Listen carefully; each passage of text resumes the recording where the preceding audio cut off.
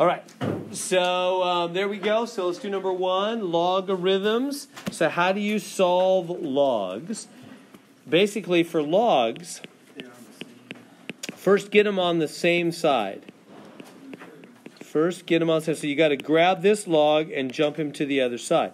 So then we'll have log base 3 of x plus 2 minus log base 3 of x minus 3 equals 2. So far, so good, like that. So you get them on the same side, and then what do you do with the logs? Yeah, you basically, I call it countdown. We're going to go like 2 logs, 1 log, no log, right? We count down. So 2 logs, 1 log, no logs is how it's going to go, right? So when you have 2 logs subtracted, that'll become 1 log divided. Remember that? If that had been a plus in the middle, then it would have been x plus 2 times x minus 3, right? It would have been multiplied. Remember those properties? So subtraction becomes dividing, adding becomes times. So 2 logs, 1 log on this line, and then the next line we're supposed to have no log. Yeah, so you cross out the log, so that's how we get to no log, right? Cross out the log, and what happens when you lose a log? Base stays the base, other 2 switch, huh? Remember that kind of stuff? So the base stays there, and the other 2, which means all that x stuff and the 2, switch. Instead of 3 to the x stuff, it's 3 to the 2, and the x stuff goes over there. Good so far? So we've counted down the logs. We went from 2 logs to 1 log to no logs. Hopefully that'll help you on the test to remember. Okay, so now we just solve. How do we solve? Put that 9 over 1 and cross multiply. So it becomes 9x minus 3 is 1, x plus 2. Distribute. 9x minus 27 is x plus 2. Maybe I can finish it somewhere. I might need a fresh, I don't know, maybe over here.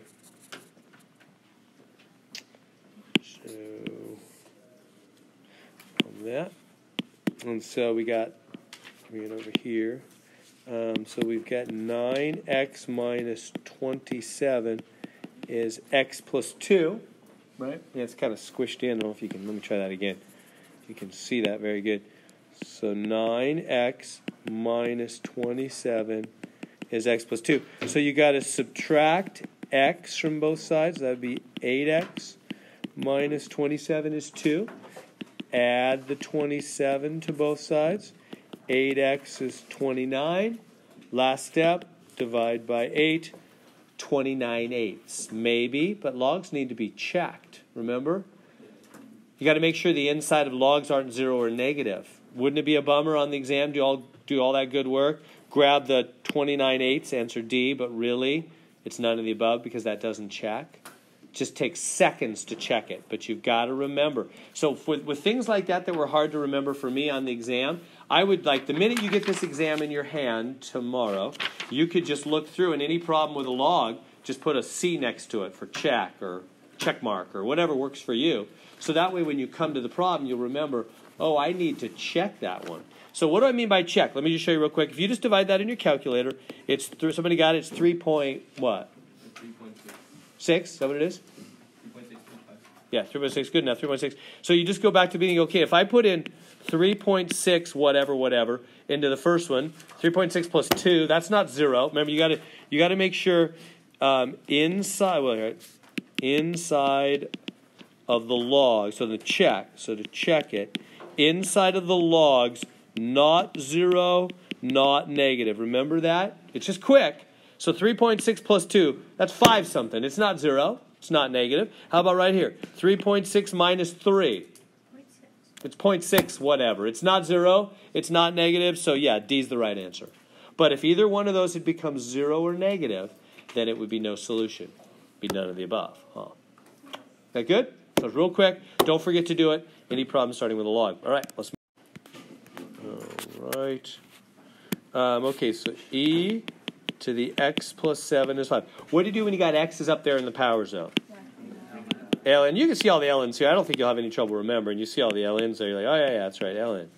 right? But in a minute, we're going to do one. Well, it's the last one on the last three on the part 2, 25, 26, 27. Those three, you got to use ln, and it doesn't tell you anywhere to remind you. So you do have to remember, when Hitler climbs into power, right? Stalin climbs into power. When X is in the power zone, ln takes the power and dethrones it, right? Like that. And ln and e cancel out, right? Yeah, ln and e is 1. So this is just x plus 7 is ln 5. Good to there. Then just move the 7 over. So it's ln 5. Take away 7. The answer's not there, huh? Nope. It's none of the above. A little disturbing, but it's true. There it is. All right, I'm going to move on to number 3. So on number 3, down here, we have 3 to the x is 17 to the x minus 2. X is, you see all the ln's, oh yeah, it's ln again. Sure enough, ln both sides. Powers come down. Bring them down, so we get x ln 3 is x minus 2 ln 17. Good so far? See how I put parentheses around that? It's easy mistake to make to forget to put the parentheses on that one. You do need to have those parentheses. Why? What if you don't have those parentheses? What's wrong with that? Why is that not correct? Yeah, if I just think about numbers for a minute. If I go 5 minus 2 times 3, who's multiplied by the 3? Well, only the 2. Whereas if I put parentheses, the whole 5 minus 2 is multiplied now, right? So you have to put parentheses. It's not just a style thing. It really is a different meaning. Got to put parentheses to say the whole. Why? Because the whole x minus 2 is in the power zone. So the whole x minus 2 needs to come down and multiply, right? So then that also helps you remember, I think, to distribute. See in those parentheses, right? With things next to parentheses, we always distribute. So we get x ln 3 is x ln 17 minus 2 ln 17. Good so far on that? So I'm going to go to fresh screen if that's okay. So I'm on number 3. What was it? X ln 3 equals x ln 17 minus 2 ln 17. X ln 17 minus 2 ln 17. So we good to there? Is all well to there so far? Okay, I'll take it to here. So now, it's easy to get stuck at this point because it's not an easy problem to solve. There's something you got to remember when you have x in 2 spots. Here's the wall. We have x in 2 spots. X in 2 spots. There's a specific couple steps you need to take whenever x is in 2 spots. It's a very common thing as you move up to calculus, and it just comes up all the time. So what do you do when x is in 2 spots? Number 1, get them on the same side. So grab this guy and jump him over here so that both the x's will be on the same side. X ln 3 minus x ln 17 is minus 2 ln 17. Is that good so far? So we get them on the same side. Like that. Just bring that over. Becomes minus x ln 17. Step 2, factor out x with a parenthesis. So factor out x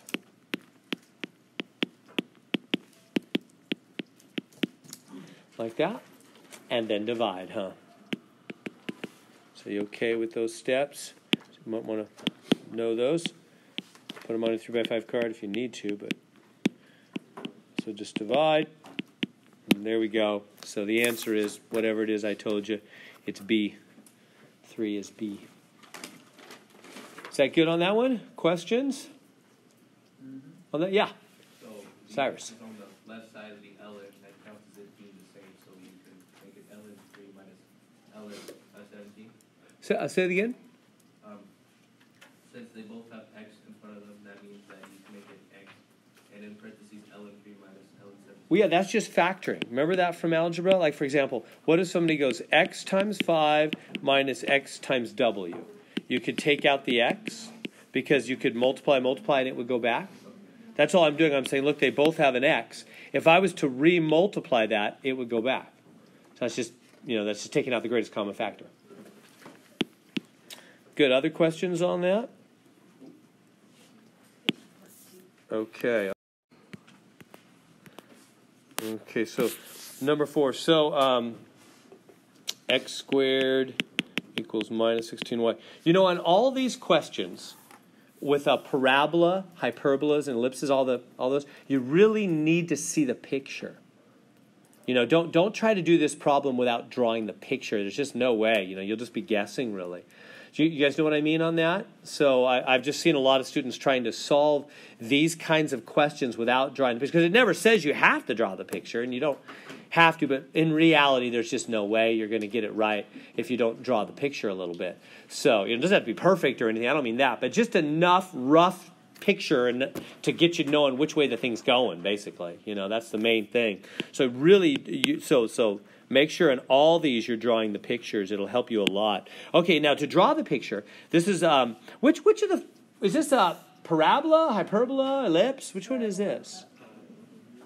Parabola down. Yeah, it's a parabola. How do I know it's a parabola?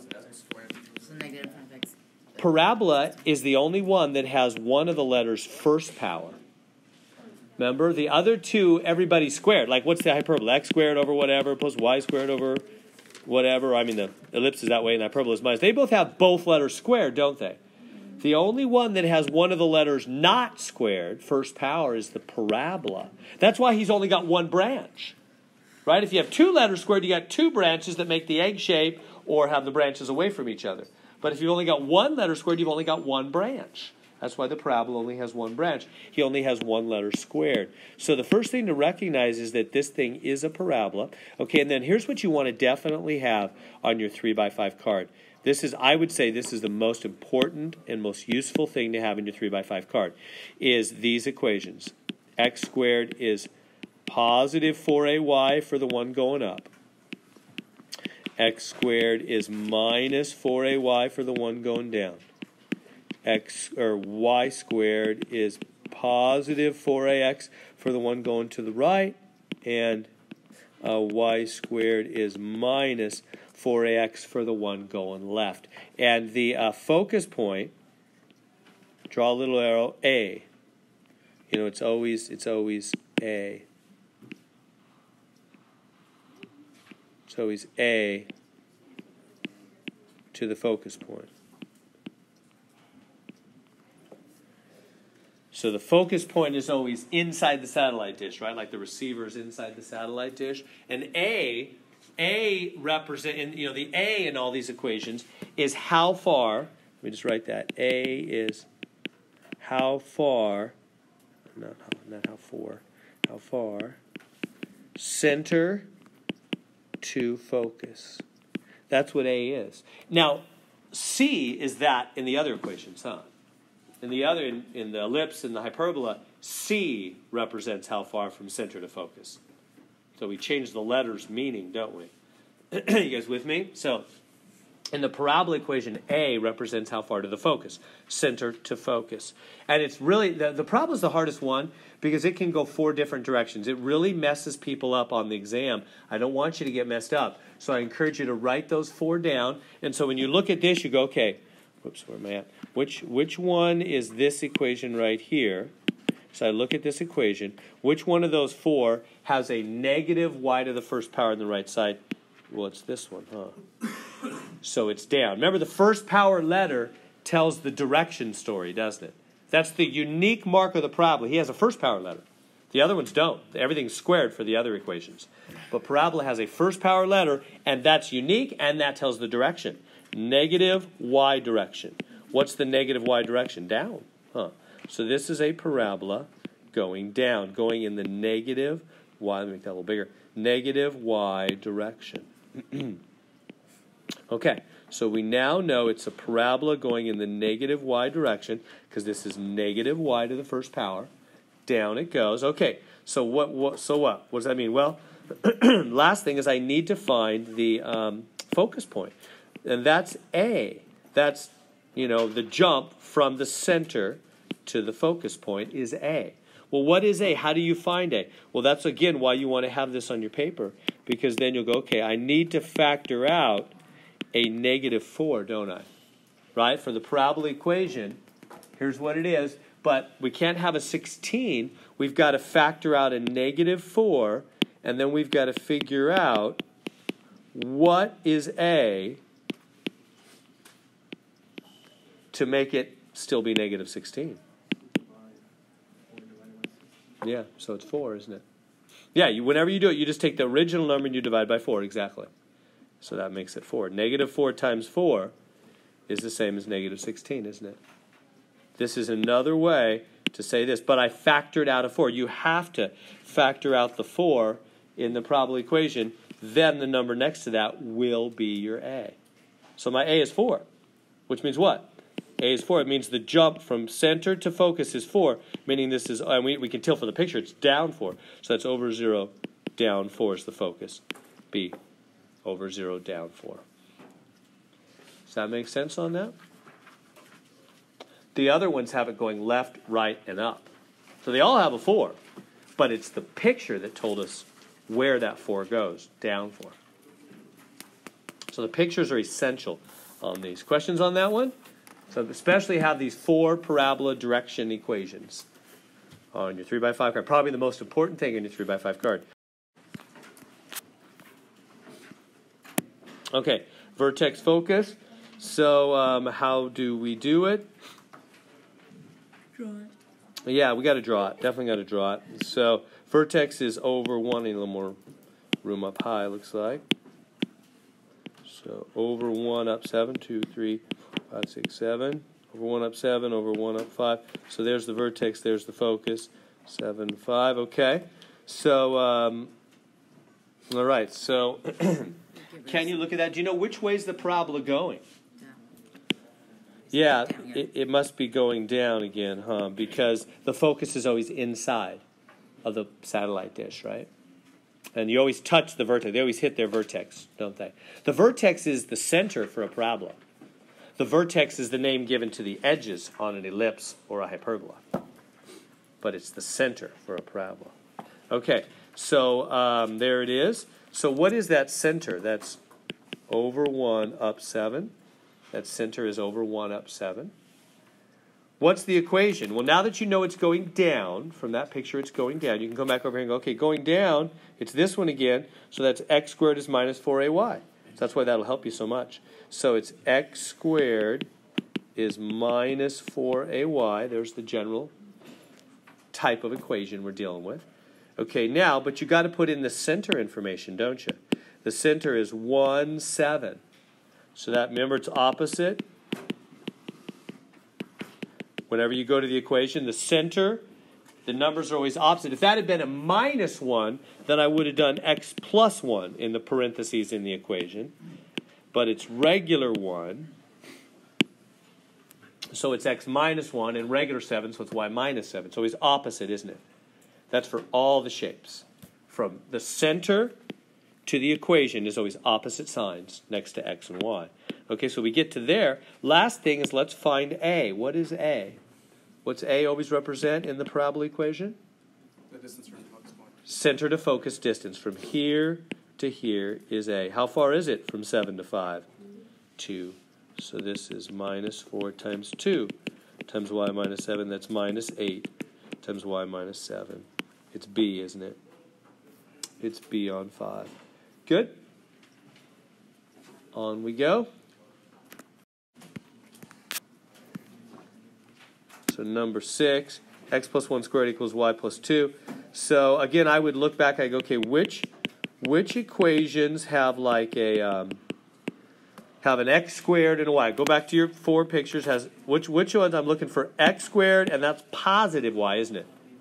X squared positive y. So that's going to be x squared positive y. See it right there? That's why it's essential to have these 4 on your 3x5 card. So you go, oh, it's this one. It's a parabola going up. X squared is positive 4ay. So then right away you think, okay, it's a parabola going up. It's going up. And the center, what's the center of this thing? Opposite, yeah, opposite, opposite, right? Remember, it's always opposite. So that'd be negative 1, negative 2. So back 1, down 2. Here is the center, and we know it's going up from that center, huh?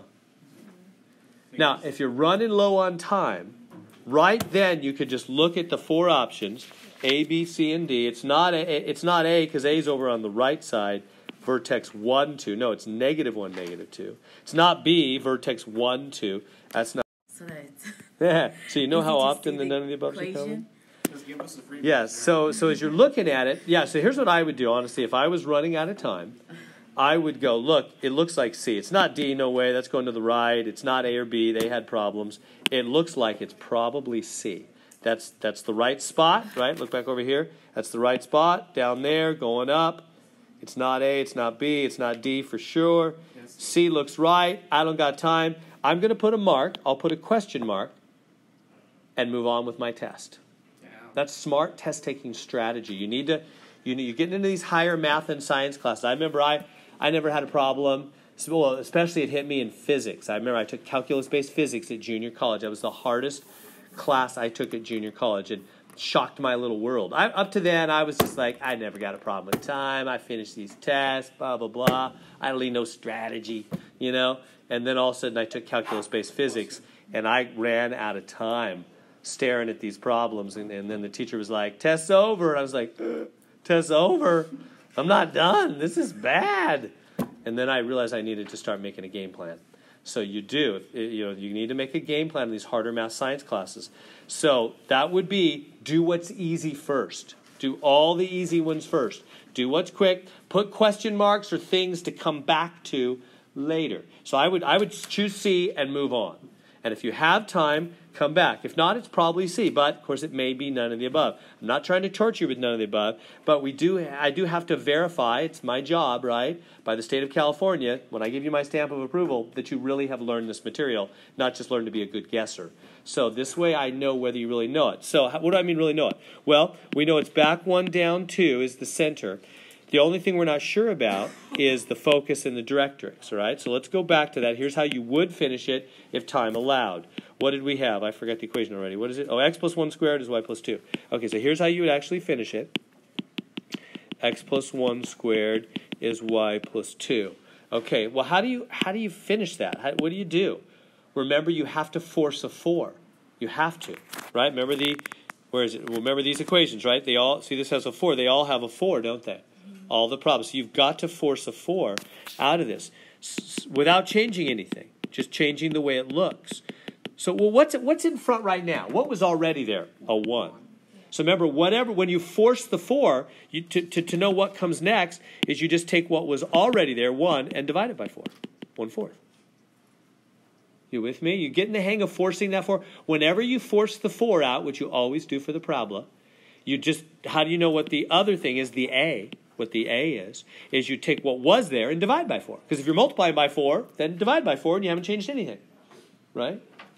Everybody making sense? That's what we did back here too with the 16, right? We had the 16 and I forced a 4 and then I divided by 4 and that left 4 for the A, right? You multiply by 4 and divide by 4 is what you do. So you've not made any changes, but you've given it the look it needs. So you can tell what A is, right? So now we know A is a 4th, or 0.25, whoop, pen slipping, 0.25 if you want to go to decimals. And so that means that how far to the focus point is 0.25, and back to the directrix line is always the same thing. Focus point there, directrix line there, 0.25, yeah, those are both 0.25 away. That is the right answer for sure. I guess right. Woo. Is that good? That's how we know for sure, but that takes a little more time. All right, I'm going to move on. So one thing really important I think will really help you, it's easy to get messed up with the 36 and the 9. Rewrite that as 6 squared, 3 squared. I think that'll really help you. Whenever you have those numbers down there, write them as squares, because that's what we're used to seeing, and that'll help you. I think you'll get really messed up if you don't do that, I think. Okay, so let's grab, even though they don't want a picture, really there's no way I'm going to solve this without a picture. So I really do need to draw a quick little picture. So we start with the center.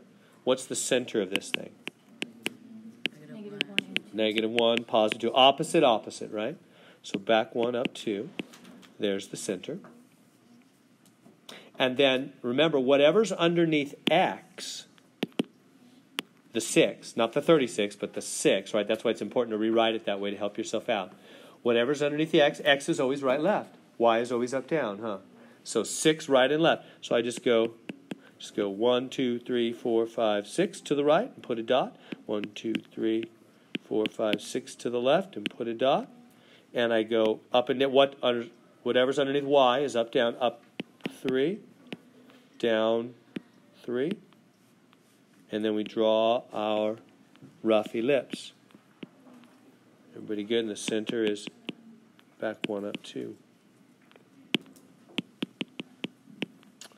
All right, good to there. We got a rough look at the picture. That'll help us to have that. So now, let's try to find, what are they asking me for? It looks like they're talking about foci. Well, first off, I can eliminate some things right now. Well, only D, huh? D's not it. Has the wrong center. But A, B, and C are candidates. Okay, center's negative 1, 2. Now, I got to find the foci points. How do you find the foci points? Well, first off, they're going to be on the sideways line, aren't they? Because the ellipse is wider. If the ellipse was taller than it is wide, then the foci would be up and down. Remember that? It's always the major axis, the wider direction. So if the ellipse is wider, they're right, left. So there's like a foci over here somewhere and a focus point over there somewhere. Right? They're right and left. So, well, how far? Well, you got to use the focus equation. Remember the focus equation? A squared, B squared, C squared. Is it plus or is it minus in the focus equation? Yeah, whatever's in the main, it's opposite in the focus equation. Remember that? If there's plus in the main, it's minus in the focus. It's always opposite. Okay. Now, with A squared and B squared, when you have things subtracted, the order matters, doesn't it? You've got to put the bigger one first. So 6 squared minus 3 squared, right? This is A and B. So that's 36 minus 9. That's 27. What do we do now to solve for C? Is that what it's called, Christmas tree? Root it. And so that's C. What's the root of 27? 3 root 3. You okay with that? Because it's 3 times 9, 3 times 3, right? 2 3s in, sends 1 3 out. So 1 3 makes it out, the other 3 stays in. 3 root 3. So, okay, so that's where the focus points are. But careful, that's how far they are from the center. That's not directly where they are. That's how far they are. You got to start with that center still, huh? So you got to take that minus 1, and you got to add and you got to subtract 3 root 3. You got to go right and left 3 root 3 from the center, from the negative 1. Right? From this negative 1 location. So that means answer A is looking good, huh? Negative 1 plus and minus. Oh, no, but what? Now I see that answer A is not good. What's wrong with answer A? Yeah, it's got this negative 1 thing. It's supposed to be comma 2. Right? This point is negative 1 plus 3 root 3, comma 2, isn't it? And the other one is minus.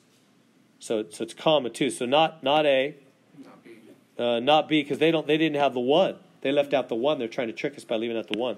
It's not B. C's looking good. Negative 1 plus 3 root 3, comma 2. Negative 1 minus root 3, comma 2. But to be sure, it's not none of the above. We've got to do the vertices. But they're right. You can tell. This is over 5, huh? This is 5, 2. And this one looks like back 7. So, yeah, it's right. C's right. C's the answer. What if that's not on taco 7 and then it's back of 8? What's that? No. All right, we good on that? Okay. Getting a 1 on the right side, isn't it? So, right, you always got to get 1. So divide through by 144 for hyperbola and ellipse. Divide through. Now, remember, did you guys notice part 1 is no calculator at all? Most of them are pretty nice numbers. I'm not wanting to torture you with the numbers. This one's a little tedious number-wise. You're going to have to long divide without a calculator. So this is as ugly as it'll get, I promise, on the number thing. 16 into 144. Let me back up that I promise. I'm 99% sure, unless I'm forgetting something. I don't think there's any numbers messier than this. So 9 times 16, I didn't mean to anyway. 6 times 9, 54, 9, 41, 44. So it goes in. So it's 9 times 16. So by long division, by hand, we see that 144 is 9 times 16. So what? Well, that means that when I come over here, 16 goes into 144. 9 times 9 goes into 144. 16 times. So I get x plus, or let me put it up here. I get x plus 1 squared over 9 plus y minus 1 squared over 16 equals 1. Good, I've got it in good form, and now I can graph it. Let's graph it. Where's the center? Opposite, opposite, yeah. Center is -1, +1, right? Put it over here. Center -1, back 1, up 1. It's right there. And then where do you go from that back 1, up 1 center? Well, write this as 3 squared and 4. So remember, always write those denominators as squares. That'll really help you out. Because that's how we're used to seeing it, huh?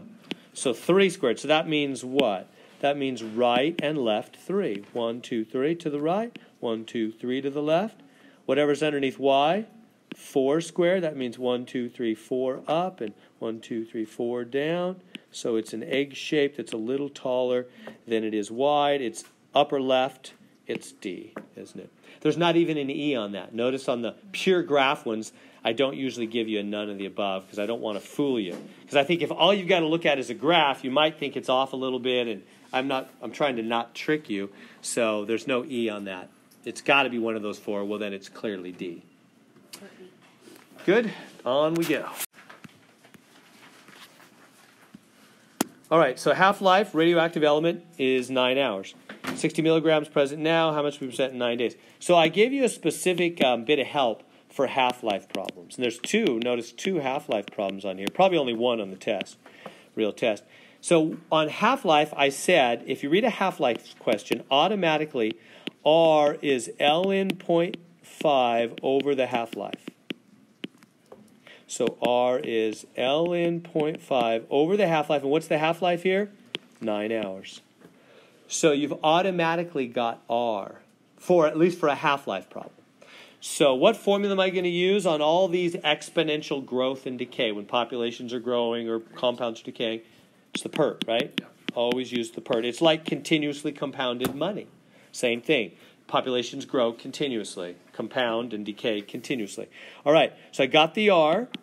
So let's put that in for R, ln 0.5 over 9t. Everybody good? I put that in the R slot. Now, remember what you do with the E and the ln. They cancel, don't they?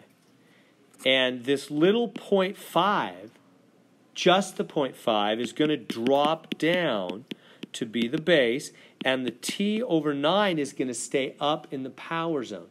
That maneuver confuses a lot of people, so I don't want to confuse you. I want to make that clear. So everybody see why that happens. Why is it that the 0.5 drops down, but the T and the 9 stay up where they're at?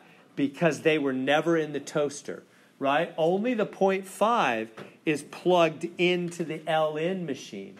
The 9 is under the ln machine. That's not ln of 0.5 over 9. That's ln of 0.5.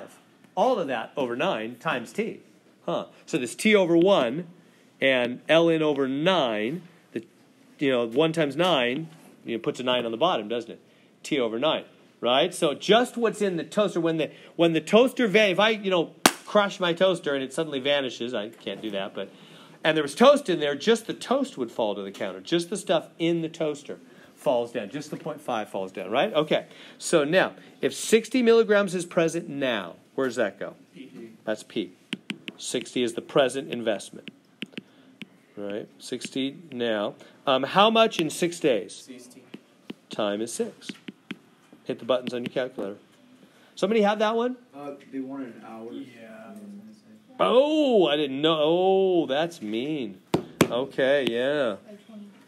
I try not to do that on the test. So 6 days, yeah, you got to make it all in the same time unit. So 6 times 24 hours, huh? What's that? 120 and 24, 144 hours. So, yeah, thanks. 144 hours. 6 days, 6 times 24, thanks. So, somebody got that in their calculator then? Is that none of the above? Is my answer wrong? Or maybe it's not. I don't know. So we have a calculator? Is it C? It's C. Coming out C? Because I noticed one of my other answers is wrong, so I wanted to make sure this is right. You guys got it? Hello, buddy? Is it right? It has e to the -4. What do you got? E to the negative. 9.15, but the number is e to the -4. There's a bunch of numbers and then E to the -4. think it is C, or either C. Alex, can I use your calculator real quick? Let me just do it real quick. So 0.5 to the power 144 divided by 9 times 60. So I'm getting, 9.155, huh? So I'm getting 9.155, blah, blah, blah, blah, blah, e to the minus 4. Yeah, what does that e to the minus 4 mean? Take the decimal, 4 places back. 1, 2, 3, 4, right? Which brings in 3 zeros, 9155, right? The first jump got you past the 9. The other 3 jumps bring in zeros, don't they? Is that good? So how would that round to? That would be 0.000, well, 001, wouldn't it? So that would round to that. It is C. You guys okay with that? I will not. Do you know all that stuff, right? So rounded to 3 places, it is 001. Is that good? That 9 rounds that to a 1. Good. All right, so that one is correct. Thank you. So that one's correct. Let me mention right here. On 26, this answer, which is listed as the right answer, is 16, what is it? I wrote it here. 16483, actually. So on number 16, the answer should really be 16483. I messed up when I made the key. So check that out. That should be what C says, and C is the right answer. Well, when it's 16483. So if you got that, you would have chosen E then. Right. Yeah. So I'm saying it was wrong. All right. Let's keep going. That good? For sure, as I promised you, for sure one of these parabola, searchlight kind of problems. Okay. So searchlight, parabola, blah, blah, blah. So let's just draw a parabola. I'm going to draw one going to the right. You could draw one going up. So parabola's going to the right. That's why you want to have those 4. Remember way back here. It's way back now. These. You want to have these 4. For sure, the most important thing on your 3x5 card is have these 4. So if I make a parabola to the right, then this is the equation I'm talking about. Y squared is positive 4ax. So this is y squared is positive 4x. Because positive x direction, right? This parabola is going in the positive x direction, isn't it? So first power variable tells the story. Okay, so there's the general setup. So what? Well, let's get the information we can get. The light source is 3 feet from the base. So they put the light source right here. This is 3 feet from the base. That they're telling us where the focus is. The light source is at the focus point, right? And the opening is 14 feet across. So this is 14. This opening. So what does that mean? This point right here is over, I don't know, up 7. This point is over x, up 7, isn't it? And what is the 3? A. The 3 is A. So in the equation, y squared is 4ax, it's 3x, right? Remember, A is how far to the focus point? They told me the focus is 3 away. So it's y squared is 12x. There's the equation, and they're giving me this point, which is at x7. It's how far over, which I don't know, up 7, because 14 is the total width. So when you put in x is x and y is 7, put in 7 for y, you get 49 is 12x divided by 12. X is 49/7. What is x? The total, right here's x, the total depth of the thing. How deep is it? 49/12. Divide that in your calculator. 4.08. So it rounds to 4.1.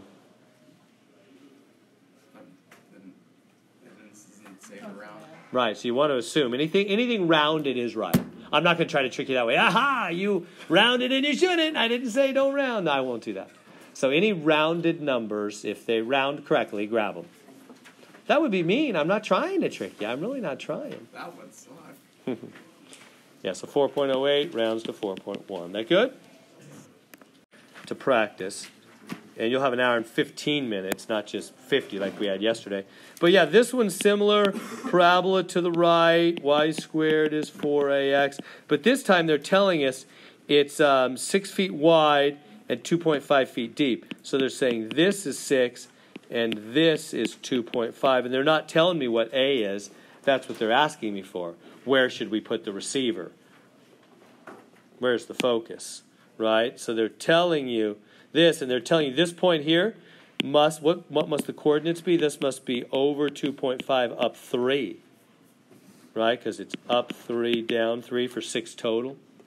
So they're telling me the point x, y. X is 2.5, y is 3. X is 2.5, y is 3. So that's 9 is 4 times 2.5, which is 10a. So divide by 10. A is 9/10 or 0.9. That's where you should put the focus. So that one's different. They didn't give me the focus. The last one, they gave me the focus. So there's 2 different ways that can come at you. Practice both those. So effective rate, we always do amount is $1 for t equals 1 year. It's always $1 for 1 year. Which equation?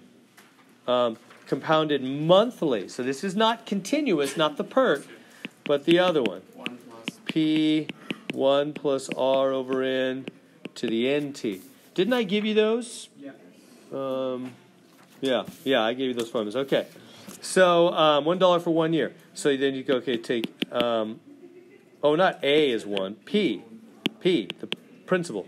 $1, put in for 1 year. Interest rate is 6%, 0.06. Compounded monthly, what does that mean? N is 12 times a year. To the 12 times 1 year. So crank that out in your calculator. 21A. So I'm assuming you get 1.06168 based on the answer. I'm looking at the answer, right? Yeah, Cyrus. if it doesn't give us a starting point of money, we just put 1. Yeah, well, that's exactly how you always do effective rate. Not just for effective rate, not like always, but just for effective rate. You put in $1 for 1 year, because if you can find out what happens to $1, you'll know how the accounts grow. If I say, hey, $1 became $1.05, well, then you know it grew 5%. You know what's happening. So yes, remember what you do at the end. You subtract out that original dollar, and then you take that decimal and you move it 2 places to make it a percentage. 6.168%. That good? On that, effective rate. So I'm going to move on from that. 16. Do 16. 16. We get that down? Our last minute here. Yeah, so this one says, notice it particularly says, use your graphing calculator. So that, how do you use your graph calculator? You let the left side be y1, the right side be y2. So y1 is e to the x. Type in your calculator, y2 is x squared minus 1. Graph them. But then when you graph them, you'll see something like this. Here's what you'll see. You'll see like this, and you'll see something like this for one of them, and then this is the other one. Something like that. And it's just hard it's not a very good picture at first. You need to see where they're hitting. And if you have negative 10, positive 10 at first, you'll just see that, and it's hard to even tell. So what do you need to do? Remember, it's all about adjusting the window. That's when you've learned to use that graphing calculator, when you've become skilled at adjusting the window. So x min, so how do you adjust? Well, I need to see right around here better, don't I? It's obviously happening right around there. Well, how do you do that? Well, you just make, that's small zone. That's like -2 to +2.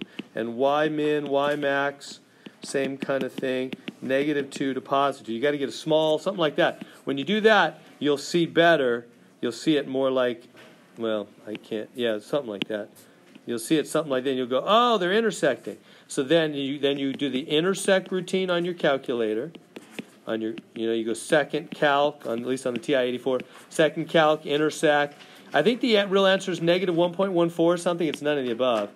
Isn't it -1.14? Yeah, it's not one of the answers on there. Yeah, and I think this is what it is, so it's none of the above on that. So make sure you can adjust the calculator and do those things.